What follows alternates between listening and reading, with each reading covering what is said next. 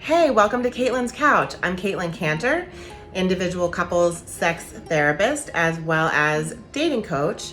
And today we're going to be talking all about first dates, and we're going to go through all of the myths that you may be holding on to about first dates that could be keeping you single and getting into painful dating patterns. And we're going to talk about the truths that you need to know so that you can approach first dates with an accurate mindset and stop getting into the same painful cycles. The first myth that I want to address is that first dates, if you have a good first date, that is a good sign. In reality, having a good first date isn't a sign of actually anything. It means very little.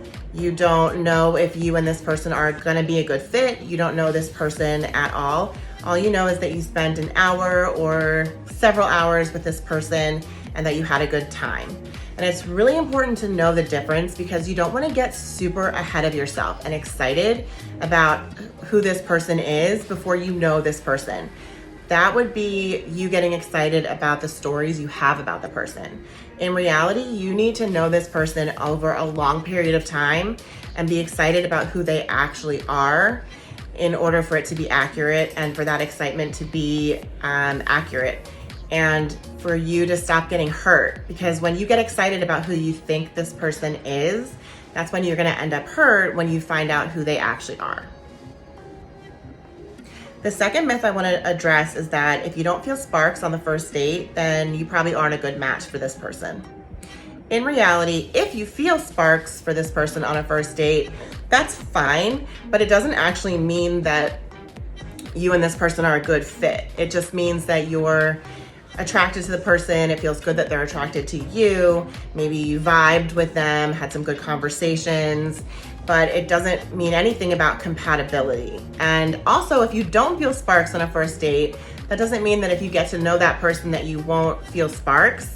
And those sparks will be about who the person actually is. Whereas the sparks that you're feeling when you on a first date are not about who the person is. If anything, they're about the stories you have about who that person might be. The third myth I want to address is the myth that the point of the first date is to see if this is someone that you could be with. No, the point of the first date is to see if this is someone that you want to go on a second date with. That is literally the only point of the first date. You cannot know if this is someone that you want to be with on a first date. So literally show up, have a first date, and decide if that's someone that you want to have a second date with.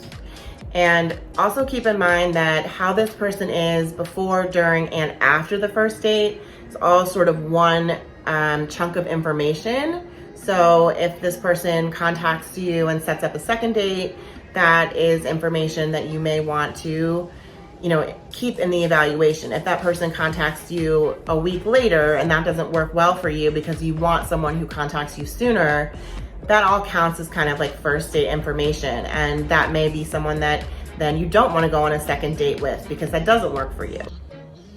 So those are 3 top myths about first dates that you really want to know the truth about so that you can shift your mindset away from those beliefs that are myths and contributing to first dates that are leading to painful mini relationships, situationships, or even relationships, and shift into being really aware of like the facts about first dates so that your mindset is really accurate and present and that you can go forward with as much knowledge as possible and avoid having a painful dating experience as much as you can. Thank you so much for joining me on this episode of Caitlin's Couch. If you're interested in more tips about dating, relationships, boundaries, self-worth, definitely subscribe to this channel because there's a lot more coming.